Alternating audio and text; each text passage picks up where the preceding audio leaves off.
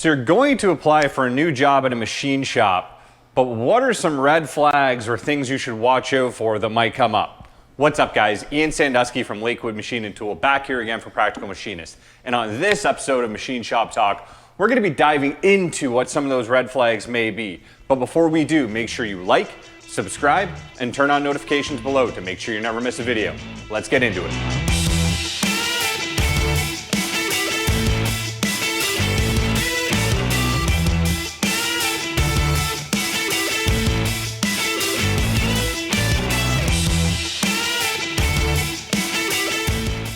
Okay guys, so to get into the meat of this episode, I know that if you're watching this channel and you're interested in machining, you know, practical machinists, a lot of us are either people who work in the trade or aspire to work in the trade. So at some point, it stands to reason, you're probably gonna go interview somewhere, either at, a factory or a machine shop or something that does machining for a position. Now, what are some things that may stand out to you during that process? What are some red flags that may come up, and what are some things that you may want to pay closer attention to? We're going to go through a bunch of these rapid fire. I'd love to know in the comments below which of these red flags you've seen, if we've missed any, or if you saw some of these red flags, you took the job, and what it meant. Because some of them may look like a red flag from the outside, but then you work there and maybe not, or maybe you ignored it and it was the worst experience of your life. So either way, I'd love to know in the comments below. Now, one thing I want to point out before we get into these is these are red flags. These are not non-starters. These are just things that if you see them or you notice them, should make you want to do a little bit more homework on the company or ask a few more questions. They're just things that should make you pay attention. They're not necessarily things that if this shop has this, do not work there. Because there's exceptions to every rule, and sometimes there's an innocent or a good explanation for why this may be happening. So the first one I'd like to point out, first red flag, is no climate control in the shop. This one is huge to me. Climate control, obviously heating and air conditioning. This is something that even when I go to visit a shop or I go to visit a supplier, with the exception of like heat treat facilities or massive foundries or giant warehouses, those places may not have climate control. But if you're going to a shop and it's super hot, super cold, or the air just isn't moving in there, that's a big red flag.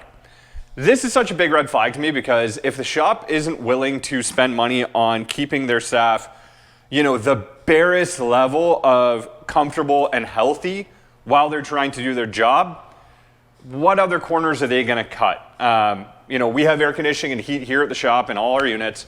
Is it cheap? No. We pay quite a bit of money for it. It's natural gas, it's electricity, whatever it is. There's maintenance on them and this, that, and the other thing. But it's really, to me, it's a non-negotiable. You have to have those so that people can not be focusing on how uncomfortable I am. I can focus on doing my work. As well, as you guys know, a lot of machines and a lot of parts, they have to be kind of climate controlled to work at their best. All these machines tend to have warm-up cycles for a reason. When we're talking about QA rooms, where people do quality assurance, a lot of times those have to be temperature controlled because as we know, metal grows and grows and contracts based on the temperature. So you can't even get an accurate, if you're doing really tight tolerance stuff, you can't get an accurate measurement of that part if it's not at the right temperature. So this is a big one. I've heard horror stories. I know guys who work in shops who, this may be exaggerated, it may not be, but if you don't drink your coffee quick enough in the morning before the CNC machines warm the place up, your coffee's gonna freeze solid. I also know guys who say that they work in shops where it'll be 100 degrees in the summer, 110 degrees inside, and all they have are some fans. Like I said, is there a rationale for this sometimes? For sure, but for me, it would raise my hackles. The second one would be anything that jumps out at you when you take a tour of the shop floor, and you should always be asking for a tour of the shop floor. Things you should be watching out for. Are the machines old? This necessarily isn't a bad thing, but are the machines old and dirty and all the tooling you see is rusty? This is where you should start paying a little bit more attention. Is there a QA area, a quality assurance area, that looks like it has all the tools that it should have in the right places? When you're walking around, are the tables in the place covered in stuff? Or does it seem like everything kind of has a place where it should be? These are important because, as we've talked before, to simplify things a lot here, you can't make good parts with bad tools. There are a few things worse than being in a shop where you're expected to be highly precise and highly productive, and you're not given the tools to do that. While any super good machinist can make do with what they have, I mean, to me, that's a sign of a good machinist.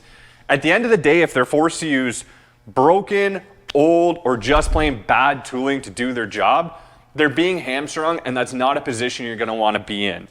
If your QA equipment isn't any good, how can you make sure the parts you're making are good? These are all signs to me of a company that either, I don't want to say it's mismanaged, but someone's not paying enough attention, or it's a company in decline. They're trying to save money on their tooling in a roundabout way to save money, but really they're costing more money because now people take longer to do their jobs, and so on and so forth. So this is one that, I would pay a lot of attention to, and this one may be a non-starter for me. The third one is the boss or hiring manager, whoever you're talking to for the interview, talks too much. They don't let you get a word in edgewise. None of us want to feel like we're selling ourselves in an interview. No one wants to feel like I'm pitching you on why I should be the perfect one for this role, even though that's kind of the nature of the game, I guess. But no one wants to feel like they're being sold a job either. This is big because if they won't let you get a word in, it might be that they're trying to sell you on the job. If they're not asking you a lot of questions about your experience, it might be because they don't really care that much about your experience because their turnover rate is so high.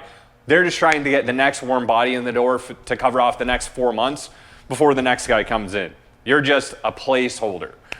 Or they may be trying to kind of dominate the conversation to keep you from asking too many questions, about vacation pay, about pay rates, about 401k matching, whatever it is, hours. These are things I've seen before in jobs outside of machining, and it's something that I hear about in machining jobs as well. So, hey, listen, some people talk a lot. That's okay. I talk a lot. But if you feel like someone's dominating your first conversation with them, it's probably not a good sign of how things are going to go. Again, not a non-starter, just a red flag. An addendum to this one is who is interviewing you. If you are at a shop interviewing and they have 100 people on the floor and it's the president and CEO interviewing you for your first interview, this might raise my hackles. Are there a lot of really, really successful shops, and I would say probably most of them, where the president or CEO knows everybody in their shop? Yes. Is that a bad thing? No. That shows that the person cares. But if it's your first interview, you're coming in cold off a resume, like I said, there's 100 people on the floor and the guy in charge is interviewing you, it would make me question whether they're a shop that has issues with micromanagement. Does the management at the top need to know every little thing about how things are going, micromanage everything, or are they passing it off to, the appropriate person for that role, and then maybe in the second or third interview, once you've been vetted or whatever, you meet the big dog. Again, this is something that it can kind of go either way. This is not something that should disqualify this job from one you might take, but it's one that should make you kind of go, what's really happening here? The fourth one is pay attention to the other people at the shop. This isn't a red flag so much as it is a piece of advice. When you go do that tour, when you talk to people that work at that shop, if you know guys who work there, really this is going to come when you're kind of taking that shop tour.